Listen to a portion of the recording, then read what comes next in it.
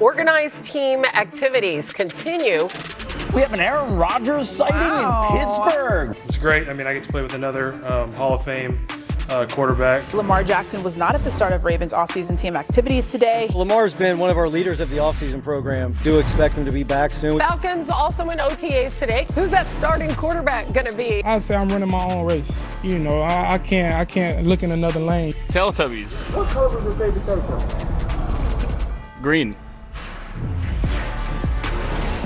Breaking news on NFL Live. This will definitely be Aaron Rodgers' final season in the NFL at year 22, his second with the Steelers. Here's what he said today.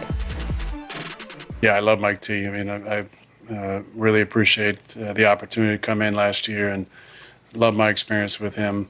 And, you know, I thought when he said he was stepping away, that was an emotional moment just because we all love him so much and care about him. And, you know, I thought that that was probably it for me in Pittsburgh. But when the decision was made to hire Mike, I started opening my mind back up to coming back.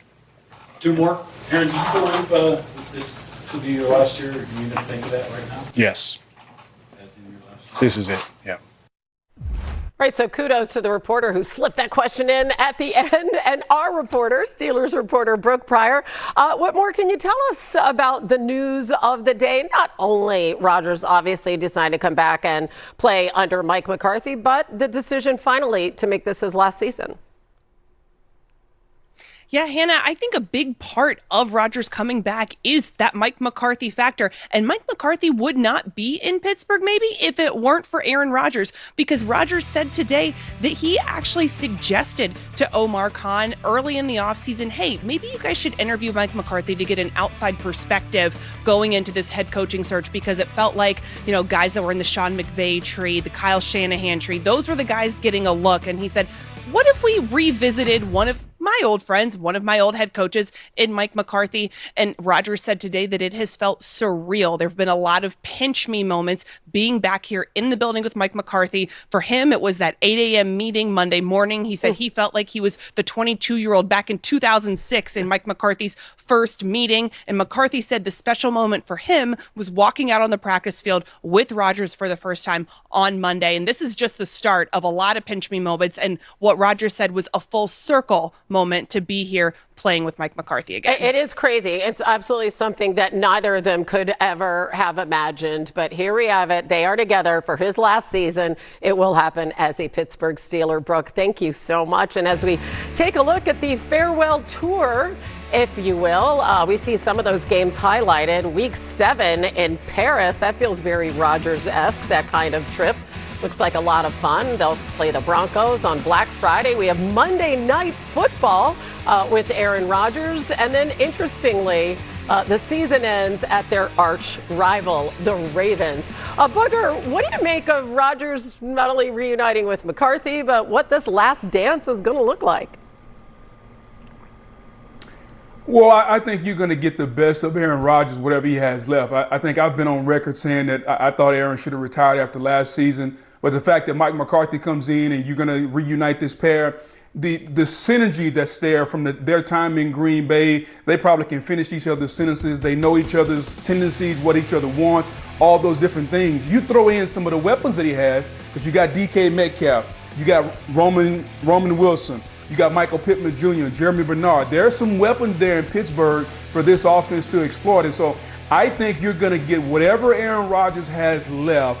Mike McCarthy is going to get it out of him. And if you're a Pittsburgh Steelers fan, let's hope it's good enough to get them in the postseason and see if they can make another run.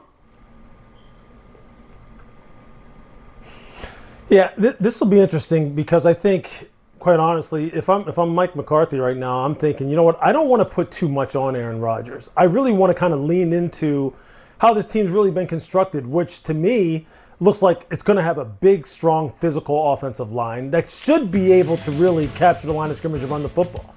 And look, and I really do think now, with some of the additions that they've added to that offensive line this year, when you look there on your screen, look, Max Ahanator and Jennings Dunker, those are two really good young players to go along with a returning group that, when healthy, is pretty darn good. And when you think about the running back combination of Jalen Warren and Rico Dowdle, the size at wide receiver and tight end, When you think of Darnell Washington and Pat Fryermuth, DK, Michael Pittman, who you talked about, these are big physical dudes. This should be a big physical, cold weather, old school Pittsburgh Steelers type of team that should take some of the pressure off of Aaron, quite honestly, and maybe have it be one of those where he doesn't have to carry it. I forgot to introduce you guys before I talk to you. So obviously this is Louis Riddick and Booger McFarland, who is sporting his Wingfoot golf shirt. So I know he considers this a really big day.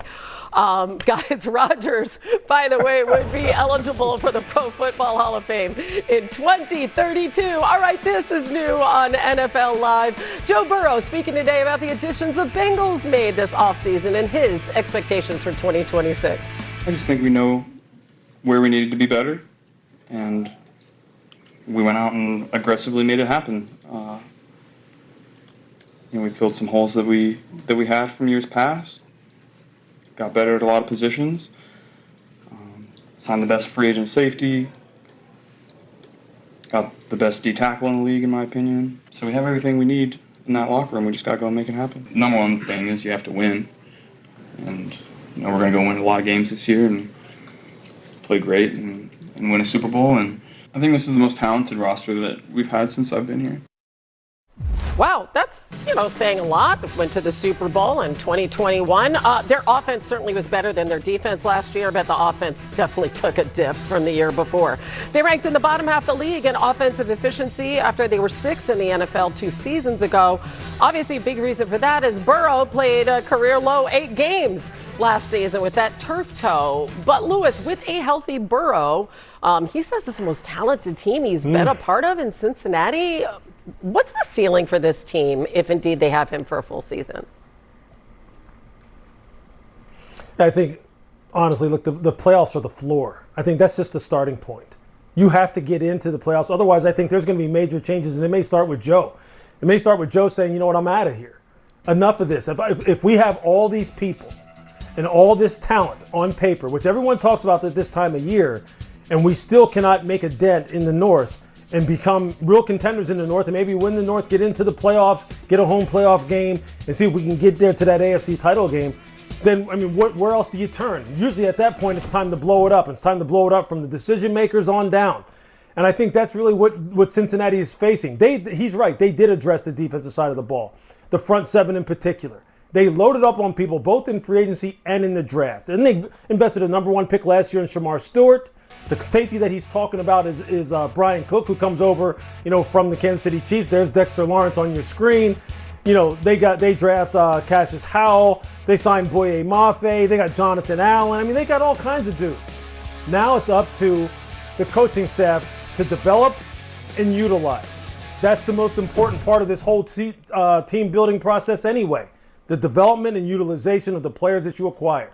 If they can't get that done, I expect there to be big changes in Cincy for the 2027 season. Yeah, I would definitely agree with you on that one as far as the changes. Some people were surprised that Zach Taylor made it after last season, but I think if health is withstanding and Joe Burrow is standing upright, it's going to be about this Bengals defense. I think offensively with T. Higgins and Jamar Chase, they're going to be able to put up points on the board. Can they stop anybody on defense? Can they stop the run? I think that's why getting Dexter Lawrence was so big. You heard Joe Burrow talk about being the best defensive tackle in football. He's got to return to that, which is what he was in 2024. 2025 wasn't a good year, so can Dexter Lawrence return back? Can you get something out of Shamar Stewart, who has all the tools in the world? Boye Mafe. This defensive line has to dominate. If they can dominate and just give Joe Burrow and this offense 1 extra possession, 1.5 extra possessions a game, I think Zach Taylor, who's an offensive coach, has got to feel really good about his offense. They got to run the ball a little bit better, but make no mistake about this. If the defense is good and Burrow is healthy, playoffs is the bare minimum. They need to make a run in the playoffs for Zach Taylor to keep his job. Yeah, and they're one of 5 AFC teams to miss the playoffs in each of the last 3 seasons. All right, we're just getting started on NFL Live with Rashee Rice, now expected to be sidelined for multiple months. We discuss the impact that his absence could have on the Chiefs. And we hear from Atlanta's new head coach, Kevin Stefanski, on their quarterback competition and what this talented team actually needs from a signal caller, whoever that is.